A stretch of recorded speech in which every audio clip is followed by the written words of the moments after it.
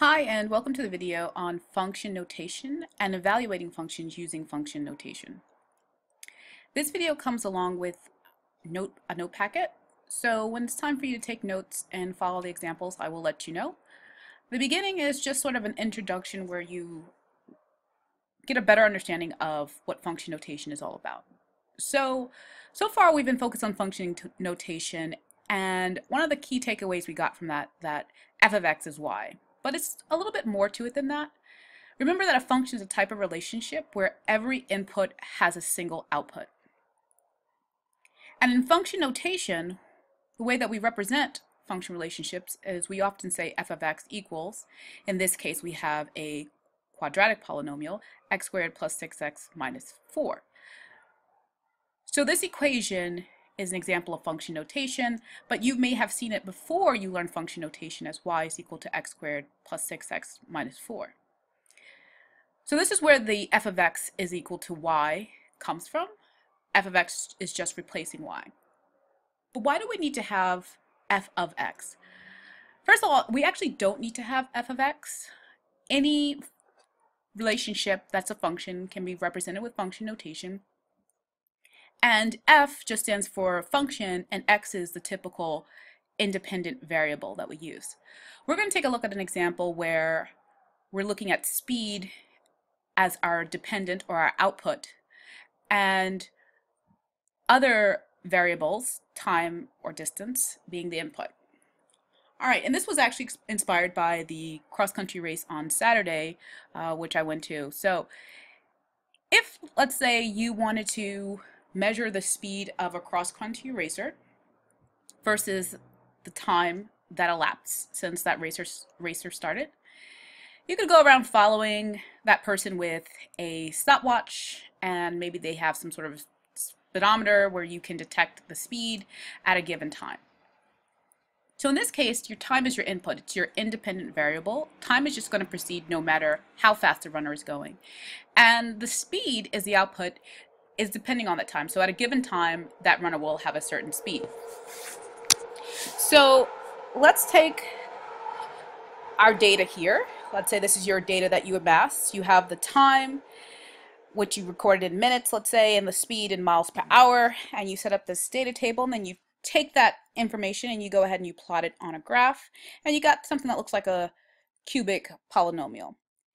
Now, since speed and time cannot be negative, we're really only focusing on quadrant 1, so we don't need the rest of these quadrants in our graph. So let's just zoom in on quadrant 1 here, and so this is our graph. Now, because speed is dependent on time, this function would be known as s of t, because it's the speed at a certain time. Let's say your buddy wanted to do something similar, but instead of measuring the speed at a certain time, they want to measure the speed at a certain distance. So they follow the runner with some sort of measuring tape device, and they were able to record the distance in miles at a given speed. And let's say that they plotted that information and they got a graph that looks like this. Although these functions look similar, the graphs are not the same, so the functions are not going to be the same. And in this case, we would say that this function represents speed at a certain distance, so it's s of d. Now, this just highlights why we need to include the independent variable when we're representing the dependent variable. So this would be our y. This whole thing would be our y, and then the x in this case would be t, and in the second case would be d. The reason why we need to include that is if someone was looking at your function that you came up with from the information that you gathered, and they were looking at the independent variable, or the input, being at 1, so time at 1, they're going to get a different value for speed than if someone was looking at your buddy's information there and they were measuring the speed when the runner ran 1 mile. So that was just a little bit of background about function notation. Now it's time for the notes. In your packet, the notes are on page 1. So turn to those now. And pause the video as necessary as we take notes. You'll be filling in blanks according to what is shown on the screen. So the question is, how do we evaluate a function? Remember that evaluate means to find a value. The key word in evaluate, even though it's missing that E at the end there, is value. And that's what we're looking for. How do we do it? Well, the first thing is we need to know what we know and what we're looking for. So you're either going to know X and find Y, or know Y and have to find X. So if we take an example where we're asked to evaluate a function f of 4, we know that x is equal to 4 because if you wrote f of 4 right above it, you see that the x in f of x was replaced by 4. And if we know x, that means we have to find y, because whatever left is what we have to find. If we were asked to evaluate the function at f of x equal to 4, in this case, we have to remember that f of x is y. So it says f of x is equal to y. That means y, we can replace f of x with y, and y is equal to 4. And if we know y, we must be looking for x.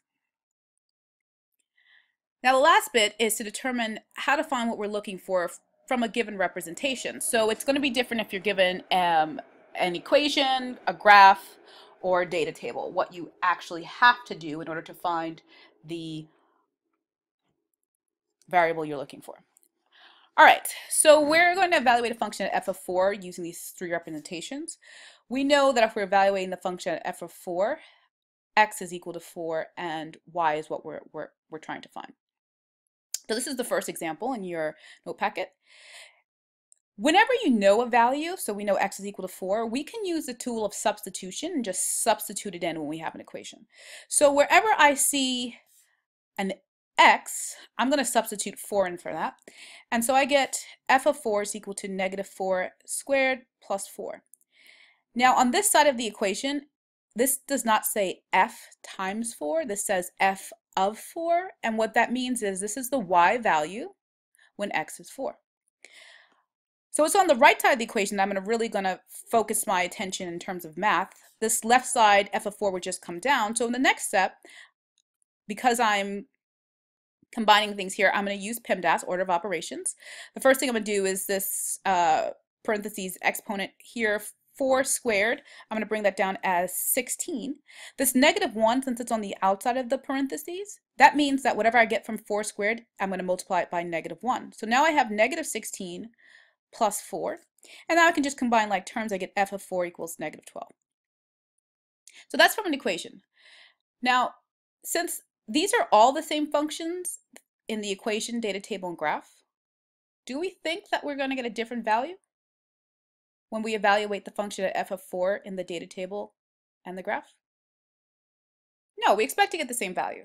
Right, so for a data table, what we do is we know that x is equal to 4, so we're going to start in the x column because that's what we know. So we find the x column and then we go down the x column until we find 4. And to find the y value, or the f of x value, I'm just going to move my eye over and I see that f of x is equal to negative 12. And so I can either write that as f of x equals negative 12, or I can write that, or I can write that as y is equal to negative 12. Actually, I should say I would write it as f of 4 equals negative 12. Let's do the same thing with the data table. With the graph. Well, with the graph, what we need to do first is notice that our axes are not labeled here. Go ahead and label your axes. All right, great. So now we got our x and y axes labeled. So in a graph, what we're looking for is we're looking for a point with the known coordinate. So a point, or I should say a point at the known coordinate. So we know that x is 4. We're looking for a point on this curve or on this graph where the x coordinate is 4. How do I do that?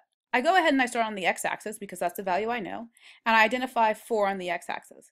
And then I'm going to move my eye either up or down, depending on where the curve is, until I actually hit the curve. So since the curve is below the x-axis, I'm going to move my eye down, and I hit the curve at this point here, which is 4 comma negative 12. Since I only care about the y value, I'm just going to write this as y is equal to negative 12. Again, I could also write it as f of 4 equals negative 12. Either way is fine. All right. In this case, we're going to evaluate the function at f of x equals 4. So remember, that means we know that y is equal to 4 and we're trying to find x. For the equation, we're going to do the same thing. We're going to use the tool of substitution. We know y is equal to 4. That means wherever there's y, we can replace it with 4. The one thing to keep in mind is that f of x is y, so I'm going to replace this whole left side with 4. One thing to note here is that you haven't learned this math this semester, and we're going to learn more techniques in Unit 2, but I'm going to go through the math of how we solve this. So it's the same process. We use inverse operations to isolate our x. First thing, since I'm trying to isolate something, I'm going to use reverse PEMDAS in this case. So I'm going to subtract both sides by -4. That gives me 0 equals -x squared. Then I want to do the inverse operation to get rid of that negative in front of that x squared. So I divide both sides by -1, and that will cancel that negative out, and then I get 0 is equal to x squared. And the inverse operation of squaring something is taking the square root. Whenever you take the square root of a variable, you have to remember that on the that you have to include a plus or minus in front of the numerical side, and we'll learn more about why we do that later.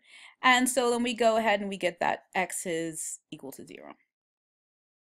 From a data table, we're going to do the same thing as we did before. We kind of already know what x should equal based on what we got for the equation.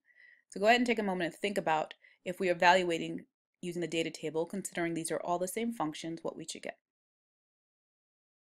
You're right, we should get the same exact value. So let's take a look at how we do that.